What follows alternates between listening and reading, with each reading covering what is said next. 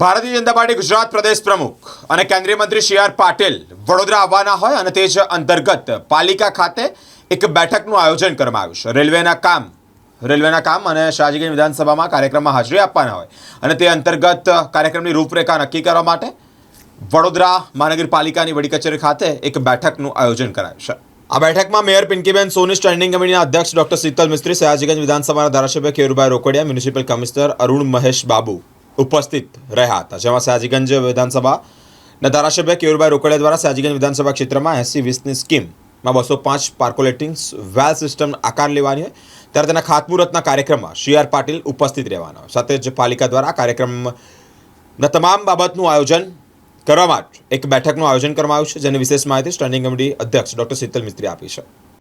આવતીકાલે પ્રદેશ અધ્યક્ષ અને કેન્દ્રીય જળશક્તિ મંત્રી એવા શ્રી સી આર પાટીલ સાહેબ વડોદરા પધારવાના છે।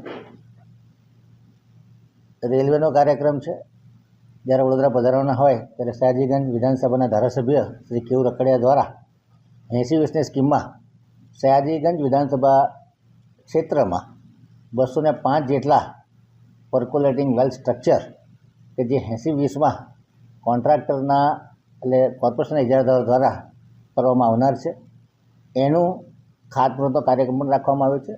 આ સી આર પાટીલ સાહેબ જ્યારે પધારતા હોય તો એમની વ્યવસ્થા, ત્યાં ટેન્ટની વ્યવસ્થા, એ સ્ટેજ પર કોણ બોલશે, કમ્પેરિંગ કોણ કરશે, સ્પીચ કોની હશે, આ પ્રકારના માઇનર આયોજન માટેની મિનિટ ટુ મિનિટ આયોજન કેવી રીતે કરવું એ માટેની બેઠક હતી। બેઠકમાં વડોદરા શહેરના પ્રથમ નાગરિક એવા શ્રીમતી પિંકીબેન સોની, ધારાસભ્ય શ્રી કેયુરભાઈ રોકડિયા, કમિશનર શ્રી અરુણ મહેશ બાબુ, હું અને ડેપ્યુટી કમિશનર ગંગાસિંહ ઉપસ્થિત રહ્યા હતા।